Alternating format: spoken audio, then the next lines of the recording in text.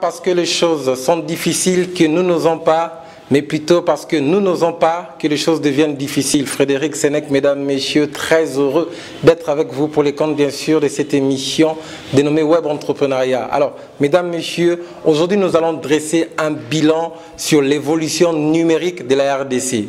Nous allons parler de l'évolution entrepreneuriale en RDC. Mais nous avons choisi pour vous un expert. On a fait un zoom en RDC et précisément à Kinshasa. Et nous recevons spécialement pour vous, mesdames, messieurs, le DG et l'entrepreneur en même temps, monsieur Eric Moutangi, à qui j'ai dit bonsoir, monsieur Eric. Bonsoir, monsieur Arnold Tiani. Est-ce que vous allez bien? Ça va très bien, merci. Alors, vous êtes choisi dans cette émission justement pour qu'on dresse un bilan sur l'évolution de l'entrepreneuriat en RDC et l'évolution du numérique. Mais il y a un sujet qui fâche, bien sûr, c'est les dossiers RAM, que beaucoup de personnes ne comprennent vraiment pas très bien. Alors, vous êtes expert dans le développement numérique et vous êtes aussi entrepreneur. Parlez-nous un tout petit peu du dossier RAM. De quoi s'agit-il exactement? À ma connaissance, parce que je ne peux dire que c'est que je connais, le registre des appareils mobiles, c'est une plateforme mise en place par l'autorité de régulation de la poste et des télécommunications en RDC pour, tant soit peu, enregistrer les appareils de télécommunications utilisés par, n'est-ce pas, les abonnés des concessionnaires de services publics, que sont les sociétés de téléphonie mobile en RDC. Et cette plateforme a pour objectif de répertorier les numéros de série, email en fait, pas numéros de série, mais des identifiants uniques des appareils que les fabricants mettent à la disposition donc, de ces plateformes-là, en vue d'abord d'éradiquer la fraude, de renforcer la bonne gouvernance, c'est-à-dire qu'au niveau des appareils qui entrent dans le pays, la base de données vous communique exactement les appareils qui sont habilités à être commercialisés. Et aussi, ça permet d'établir, n'est-ce pas, un moyen de retracer les propriétaires des appareils. Parce qu'il y a des composantes dans le RAM, d'après ma compréhension de quelques réunions que j'ai pu, disons, auxquelles j'ai pu participer. Et tant que qui? Bon, écoutez, quand vous dites que DG, d'ailleurs j'aimerais dire que je suis directeur général de ma personne, d'abord physique, parce que je vends des services de consultance en tant qu'expert en politique publique, en régulation. Chez qui exactement? À qui en aurait besoin. Donc j'appuie l'action gouvernementale depuis bientôt une décennie dans l'ombre. J'appuie la plus haute autorité. Donc vous êtes mieux placé pour répondre à ces dossiers RAM? Écoutez, moi je suis un consultant, c'est-à-dire que si la plus haute autorité, l'institution la plus haute a besoin de mes services, ou le patron du secteur, les autorités de gouvernance du secteur, ou même les organismes internationaux, je suis un consultant multiforme qui prend la casquette qui s'impose par rapport à la mission donnée. Et donc j'ai le privilège d'être dans certains couloirs, et donc voilà, je suis directeur général justement de cette activité-là, les services. Mais je m'appelle Eric Moutangi, c'est un établissement qui est ma personne. Non, pour rigoler un peu, je suis entrepreneur aussi en même temps, j'ai une entreprise, mais que je n'aime pas mettre sur la place publique, parce que c'est pas de ça qu'il s'agit aujourd'hui, mais Afritech Plus, c'est une entreprise qui a fait beaucoup de choses en RDC, et ceux qui connaissent savent que nous avons beaucoup travaillé. Très bien, on va y revenir, mais parlez-nous un tout petit peu du dossier RAM. Allons-y avec ça, parce que les gens attendent. C'est-à-dire que vous avez un système qui a une base de données dans laquelle vous pouvez aller retrouver des identifiants uniques, et si par exemple un téléphone est volé, vous pouvez le bloquer pour qu'il ne soit plus utilisé. Et donc si vous avez par exemple un problème de plainte, n'est-ce pas, avec des périphériques utilisés sans autorisation dans une sphère donnée, donc qui peut être le réseau national combiné, n'est-ce pas, de téléphonie mobile en RDC, c'est un appareil qui peut être facilement apprivoisé, appréhendé ou bloqué. Donc moi je me limite là au RAM parce que c'est un registre. Alors tout ça, dans tout ça, les pauvres Congolais vont payer des taxes. Voilà, donc voilà, je voulais dire ce qu'il fait, la manière dont il opère et son mode de financement. L'État, vous savez, l'État est responsable des décisions qu'il prend. Et aujourd'hui, l'État congolais, au travers de l'organe de gouvernance du secteur des télécommunications, l'autorité de régulation donc de la Poste et des Télécoms, a appuyé l'ARPTC. Avec M. Christian Katende. Bon, parce qu'il est le président, bien sûr, de l'institution, appuyé par le ministre. Ils ont pris une décision aujourd'hui de financer la plateforme. Et il y a une clé de répartition entre le prestataire, l'État congolais qui prend le gros du lot et même les opérateurs de téléphonie qui ont une rétrocession pour le service qu'ils rendent de capturer l'information. Je crois qu'à ce niveau-là, c'est tout ce que moi je peux dire. Le mode de financement, j'ai aucun commentaire, mais je viens de vous expliquer que on ne fait pas des omelettes sans casser des œufs, donc il fallait trouver un moyen de financement et c'est celui-là qui a été le modèle proposé. Voilà. Qui a pris cette idée, ces fameuses idées? Qui a trouvé cette idée? Parce que vous n'avez pas encore justement dit la chose qui inquiète les Congolais, c'est-à-dire ceux qui possèdent les téléphones 3 à 4G, ils vont payer 7 $ l'an, le taxe. Ceux qui possèdent des hautes G, ils vont payer 2 $, je crois.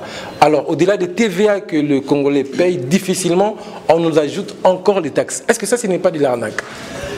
Vous savez, la loi des finances, c'est une loi qui est votée au Parlement parce que les ressources de l'État sont tellement maigres, les recettes sont insuffisantes que le budget national annuel de ce pays fait l'objet d'une loi au Parlement, dont l'exécution et la reddition des comptes fait encore l'objet d'une procédure que j'ai été témoin la semaine dernière. Ce n'est pas facile parce que les ressources sont maigres. C'est-à-dire qu'aujourd'hui, nous sommes le seul pays où on veut garer notre voiture sans payer des...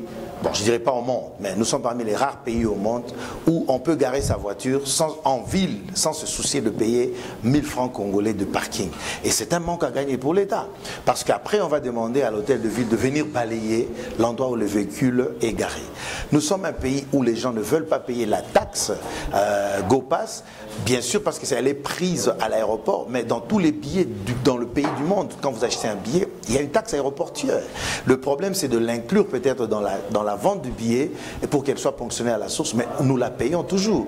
Donc c'est-à-dire qu'aujourd'hui, la culture de la gratuité, elle a effrité notre capacité de voir grand et de rêver pour cette nation. Et chaque fois qu'il y a une taxe qui est créée, mais écoutez, le nombre de taxes qu'il y a en France, c'est incroyable. Il y a la taxe sur la pollution, il y a la taxe sur l'air. Le taux de chômage, non, il faut signifier, il y a des taxes à payer, mais il y a aussi un faible taux de chômage. Ici, les gens ne travaillent pas, les gens n'ont pas d'argent. Et les taxes pour détention de téléphone, ça, c'est ce que je ne comprends pas. C'est-à-dire, on va commencer à payer les taxes parce qu'on a de téléphone ou c'est lors d'achat qu'on paye ces fameuses taxes de... Voilà, vous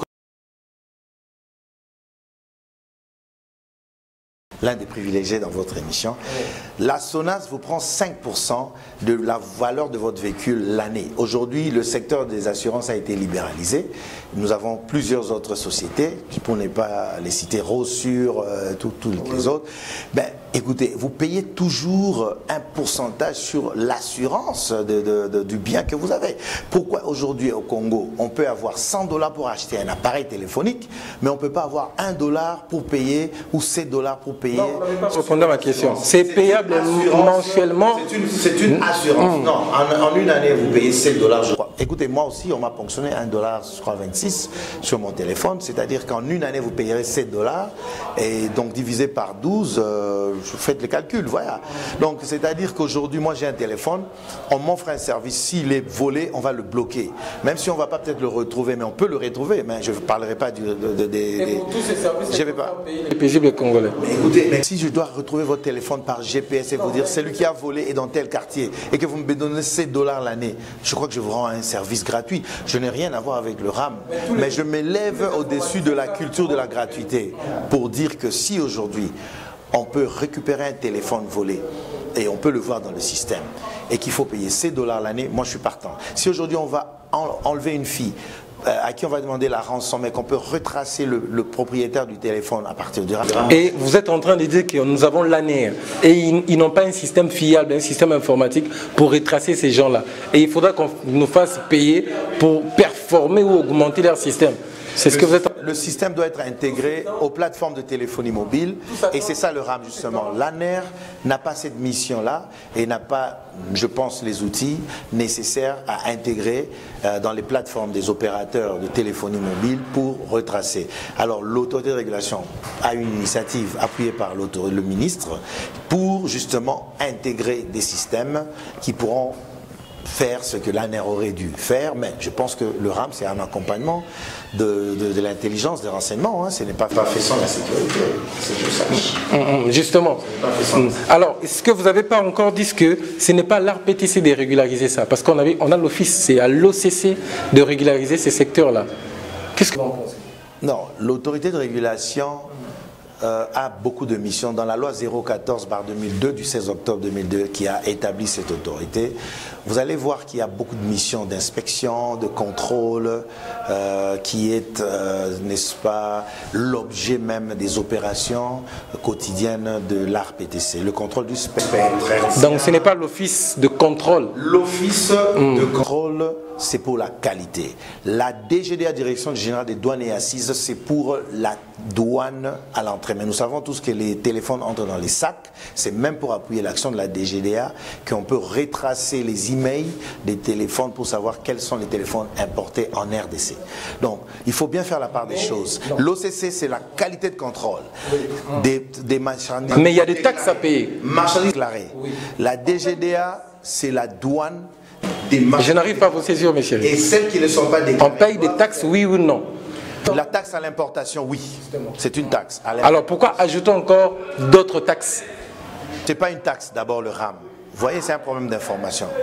Le RAM, le frais sur le RAM, c'est une redevance que le citoyen paye comme une cotisation. C'est grave si vous n'appelez pas ça taxe. Non, ce n'est pas une taxe. Une taxe, elle est imposable à tous. Une redevance, c'est pour celui qui utilise le service. Parce que s'il y a une taxe, tout le monde doit la payer. Mais le RAM, on ne vous a pas obligé d'avoir un téléphone smartphone. Le RAM, c'est d'abord une redevance. Il y a un terme très fiscal qui veut dire que c'est une contribution, une cotisation. Une cotisation de l'utilisateur. Ça s'appelle taxe. Monsieur, non, mais écoutez, vous parlez quand même à un monsieur qui vous dit que ce n'est pas une taxe parce qu'il sait que c'est pas. Qu'est-ce qui vous a inquiété lorsque vous étiez dans cette réunion pour le lancement des RAM, vous-même personnellement? Non, j'ai pas été à une réunion du lancement du RAM. J'ai été aussi. Non, j'ai été dans plusieurs réunions de la société civile, des juristes qui parlent du RAM, et les connaissances que je vous donne viennent des définitions des experts. Qu'est-ce qui vous avait inquiété vous-même personnellement, étant congolais? Oui. J'avais une inquiétude, mais j'ai eu la réponse. C'est-à-dire qu'au terme des 12 mois, on continue à ponctionner l'argent des utilisateurs, mais pourquoi? Parce que l'année suivante, d'autres téléphones peuvent rentrer encore dans le circuit. Et donc, la plateforme doit être continuellement prise en charge. J'ai eu la réponse au cours de telles réunions. Je me disais, bon, si on paye une fois un téléphone, c'est bon. Et l'année suivante, pourquoi on va payer? Je suis aussi un citoyen, je suis un utilisateur.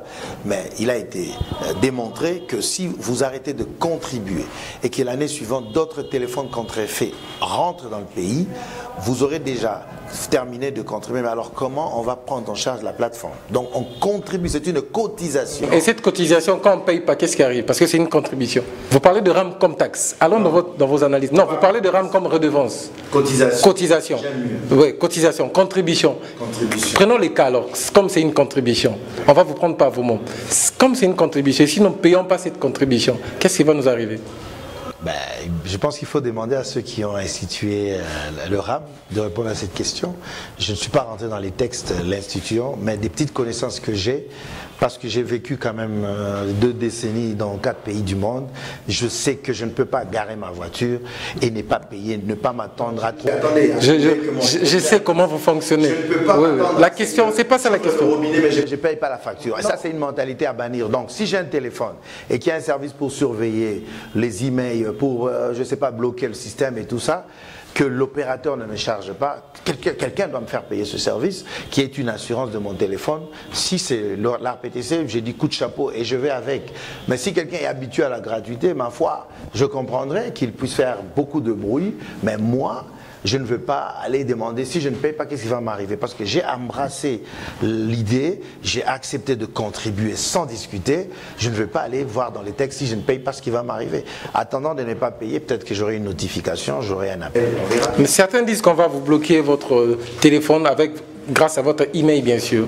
Je conseillerais à M. Arnold Tiani, comme j'ai dit la dernière fois dans votre plateforme Table Ronde, que pour toute affirmation sur un plateau de télévision et surtout en tant qu'entrepreneur, le département d'études n'existe plus dans nos entreprises. Recherche et développement, il faut investir du temps pour voir les textes, les lire vous-même et que ces allégations soient noires sur blanc. La mémoire photographique, c'est très important pour un scientifique que je suis.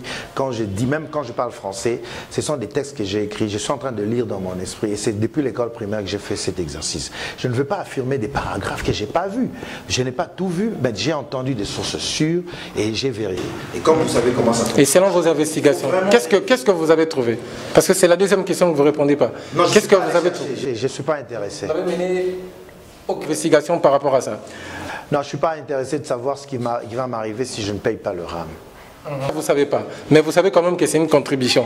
C'est pas grave. On va continuer. Je crois que ça sera une question adressée directement à M. Christian Katende. C'est à lui de répondre. Alors, oui, on pense bien. Mais où en sommes-nous avec les dossiers fibre optique? Parce que vous nous amenez des dossiers comme ça dans le numérique.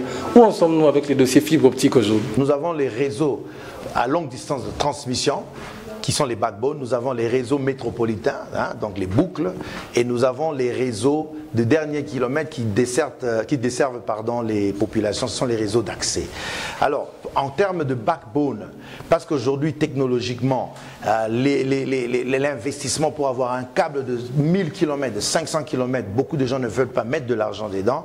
Les États africains qui n'ont pas eu des moyens ont recouru aux banques de développement, aux partenaires d'appui au développement, notamment l'Exim Bank chinoise qui a appuyé l'État congolais il y a presque une dizaine d'années aujourd'hui pour avoir la fibre optique. Alors si c'est de cette fibre-là que vous parlez, la fibre a été laissée à la société congolaise de Poste et Télécom, la SCPT. C'est une fibre qui quitte, bon, moi je parle de la fibre, de Mwanda à Kinshasa, 600 km.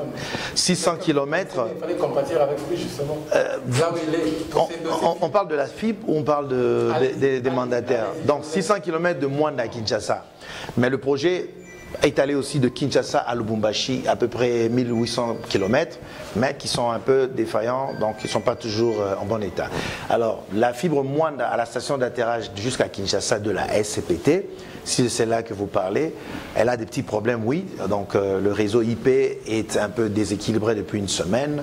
Les ingénieurs, à ce que je sache, y travaillent pour essayer de reconfigurer, flasher, rebooter un peu les périphériques et régler le réseau. Mais à part ça, nous avons la fibre de la SNEL, c'est le câble de garde sur la ligne haute tension Inga-Katanga.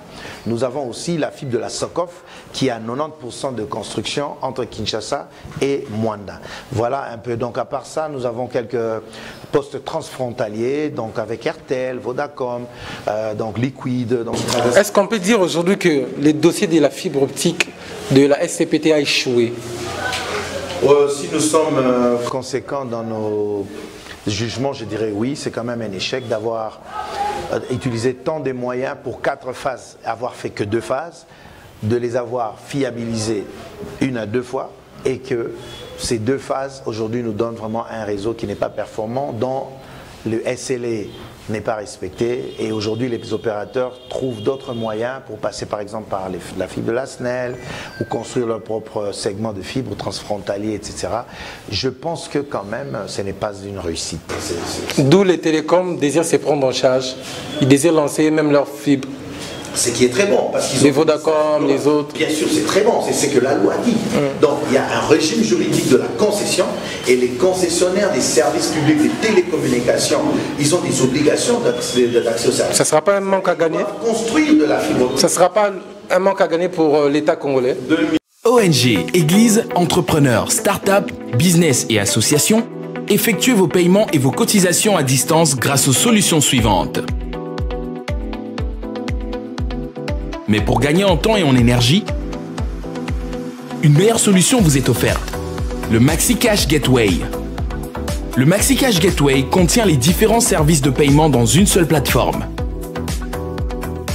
vous permettant ainsi de recevoir les paiements par carte de crédit ou autre carte bancaire, par carte Visa MaxiCash, par Mobile Money ou bien plus encore. Pour plus de contrôle et sécurité, tous vos paiements reçus dans le Gateway sont payés instantanément dans votre compte Equity Bank ou instantanément dans votre carte MaxiCash. Pour recevoir vos paiements sur le Gateway MaxiCash, contactez-nous sur info@maxicashapp.com. MaxiCash, il faut qu'Ozalanango. 345 000 km² après 18 ans de la dérégulation du secteur des télécoms par la loi 4013/2002 du 16 octobre 2002, rien que 20% du territoire à 25 est couvert. Et pourquoi? 4 raisons. Première raison, les opérateurs ont dit que c'est une dimension continentale ce pays. La deuxième raison, ils ont dit que il n'y a pas d'infrastructure de base, les routes, l'énergie pour aller mettre des réseaux partout. C'est la technologie qui leur permet de capturer 30 km à la ronde par des antennes sans fil des utilisateurs. Mais quand il faut maintenant prendre un câble de Kisangani par exemple à Kindu, c'est pourquoi les télécoms étaient un monopole naturel de l'État. La troisième raison qu'ils ont donnée, c'est le revenu faible de population. C'est-à-dire qu'il y a un retour sur l'investissement qui doit être garanti par un privé qu'il n'a pas. Et donc, il ne veut pas mettre l'argent dans la fibre. Et la dernière raison, c'est qu'ils ont dit la pression fiscale. Alors, je vais répondre à votre question. Ma foi, quand vous dites qu'ils cherchent des solutions, mais qu'est-ce que les opérateurs construisent vraiment? Ils construisent des boucles métropolitaines de 50 à 100 km pour capturer les utilisateurs. C'est tout. Et il faut que l'État, dans les obligations de service universel, l'accès au service universel, amène le câble là où eux ne veulent pas, traverser les forêts, les arbres. Pour eux, c'est un manque à gagner. Mais dans les missions de l'accès au service universel, l'État se doit d'être responsable et ramener le câble. Donc il n'y a pas de manque à gagner. L'industrie a 3 paliers: les backbones, les métros et les accès.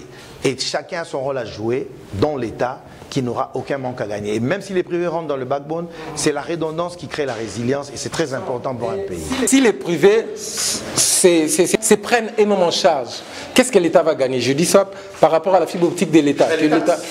L'État a lancé la fibre optique. Pourquoi? C'était quoi le but exact de la fibre optique? Parce que l'État n'a pas de réseau, l'État n'a rien. Alors, qu'est-ce que l'État va gagner si Vodacom a lui-même sa fibre optique, RTL a sa fibre optique? Les privés, généralement, ont eux-mêmes leur fibre optique. Qu'est-ce que l'État maintenant va gagner? Sa fibre optique va servir à quoi? À qui? Dans la loi, parce que moi je suis expert en politique publique, en fait, de la régulation et tout ça, c'est ça mon gars. Je vais vous dire, si vous lisez la loi cadre qui a dérégulé le marché, il y a une exclusivité temporaire qu'on a laissée à l'office, d'ailleurs qui n'est plus office, reformé par une autre loi, ça c'est une autre paire de manches, on y reviendra. On a laissé à l'Office congolais des postes et télécoms. Mais que disait cette loi? L'exclusivité temporaire dans l'article 79 des dispositions transitoires parlait du réseau de référence qui était établi par l'exploitant public, donc qui est la OCPT à l'époque, pour le réseau de transmission à longue distance. C'est juste un roulage qui prend le trafic et qui fait passer. Et sur une projection infinitésimale de réseau de backbone, le revenu est zéro parce que plus la capacité augmente, plus le revenu est faible. Et à l'infini, le revenu c'est zéro. Et donc l'État avait gardé justement cette position de roulage, faire passer le trafic parce qu'il n'avait pas l'ambition de faire du chiffre. Et c'est la loi 08/008 sur le désengagement de l'État sur le secteur marchand, qui est donc le désengagement de l'État des entreprises publiques, qui montre dans l'énoncé des motifs que l'État a déclaré: j'ai échoué dans les affaires. Je vais laisser les privés faire. Et moi, je vais rester dans la régulation de plus en plus. C'est une loi dans ce pays. Et la SCPT qui découle de l'autre loi qui a suivi, 08/007, sur la transformation des entreprises publiques, et un décret 09/12 du 24 avril 2009 portant disposition générale sur la transformation en société commerciale, établissement public et services publics, ça placer la SCPT comme une société commerciale qui doit compétir avec les privés, et on lui a laissé une exclusivité temporaire en office pour le roulage, la transmission à longue distance, et ensuite on l'a lâché dans le domaine de la compétition. Donc ce manque à gagner dont vous parlez, l'État avait déjà déclaré dans la loi cadre que moi, l'État, je me désengage de tout monopole, la tombée des monopoles, le désengagement du secteur marchand. L'État avait déjà déclaré. Donc l'État n'est pas là pour faire du chiffre, mais l'État est là pour l'accès au service universel des populations. Pour faire quoi? Pour combler la fracture numérique. Il y a des populations enclavées numériquement, qui n'ont pas accès à quoi? Aux services de télécommunications de base. Parce que l'accès aux services universels, c'est d'abord une déclaration des services de base. En Europe, ça peut être l'Internet au débit, mais chez nous, c'est juste les téléphones de base et le Telex. C'est la loi qui nous régit. Et donc, l'État doit, dans sa mission, donner l'accès au plus grand nombre de la population à ces deux services de télécommunication de base et le Telex. Alors, monsieur Eric, les Congolais sont tellement inquiets pour la question des serveurs, de plusieurs serveurs qui seront logés à l'extérieur du pays, soit au Rwanda. Beaucoup de personnes posent cette question et certaines personnes confirment d'ailleurs que les serveurs de Vodacom c'est trouvéré, je ne confirme pas, au Rwanda. De Orange également et d'Airtel également. Alors, est-ce vrai ce qu'on apprend là? C'est absurde comme affirmation parce que d'abord, qu'est-ce qu'on appelle serveur? C'est une grosse machine, un grand ordinateur avec des clients, des terminaux qui s'y connectent. Et puis la configuration d'un réseau mobile. On a quoi? On a le MSI, le Mobile Switching Center. On a Airtel ici dans leur NTC vers Flambeau, Bralima. On a Vodacom sur Justice et Africell aussi. Et puis sur Itex Afrique ici on a Orange. Je suis allé partout, j'ai vu leurs machines, tout se fait de là. C'est absurde, mais que veulent-ils parler donc ces gens? De quoi parlent-ils, je voulais dire, excusez-moi. Vous savez, dans les tests, speed test, quand vous faites la vitesse d'un réseau, parce que vous savez, chaque palier, chaque technologie 2G, c'est une vitesse à l'époque 512 kbps par seconde, 3G, 3 mégabits par seconde jusqu'à 20, et puis la 4G, il faut dépasser les 100 mégabits par seconde. Alors tout le monde veut tester un peu, des fois son téléphone, il y a des petites applications. Et quand vous faites un test, il y a une réponse qui vient, il y a des machines qui vont vous répondre. Alors, ces sociétés qui ont des data centers, je vous informe, même la SCPT, qu'on décrit aujourd'hui comme nonchalante, mais moi j'étais là la semaine passée, il y a un grand data center que je connais depuis longtemps. À la SCPT, je vais vous y amener un très grand data center avec des racks en désordre, de la climatisation. Mais quand ça coupe, il y a justement un backup d'énergie, c'est ça un data center. L'énergie coupe même en Californie, l'énergie coupe même en France, qu'ils ont été 4 jours dans l'obscurité, même à Washington. Il y a des pannes. C'est pas qu'en RDC. Donc, je sais qu'ici, il y en a plus. Et donc, il faut prévoir, l'esprit prévisionnel d'un ingénieur, c'est de mettre de l'énergie backup. Alors, de quoi parle-t-il? Je vais vous dire, quand vous lancez un test, la réponse qui vient, n'est-ce pas, vient d'une machine, de celui qui se plaît à cette activité de tester les vitesses.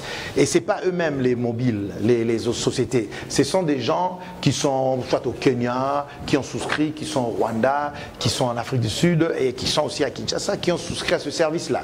Et la réponse, les millisecondes pour voir rapidement qui peut répondre, en s'affichant, on a constaté que c'est comme si un des gars peut-être qui était au Rwanda répondait plus vite que les autres. Et il y a des machines préférentielles, une dizaine s'affichent pour vous donner la vitesse de votre connexion. Donc si on vous dit que vous êtes 20 mégabits, 30 mégabits par seconde, c'est en fait la réponse que vous avez du test que vous avez fait qui vous donne une idée de votre connectivité dans le réseau des télécommunications qui vous prend en charge pour la téléphonie mobile. Ce sont des allégations absurdes. Donc on a un MSI qui a des BSI qui prennent en charge des BTS, c'est le réseau mobile. Donc pour moi, donc, un serveur, ça serait le MSI, le corps du réseau. C'est ça le serveur, on doit être absurde. Et pourquoi ça serait à l'étranger? Mais je vous dis qu'en même temps, ces gens ont des data centers. Ça c'est d'une part. D'autre part, il y a aussi la possibilité d'héberger des applications, des instances de certains systèmes dans le cloud. Amazon, tout ça, ou Microsoft, ils offrent. Et mais qu'est-ce qu'ils ont? Ils ont juste la climatisation, l'énergie et de l'espace de stockage et des vitesses de processing, donc des processeurs assez élevés. C'est tout ce qu'ils ont. Mais si vous avez cette machine en RDC, pourquoi vous allez aussi dans le cloud? Et je vous dis que ces sociétés ne font pas ça à l'étranger. Les machines sont bel et bien ici.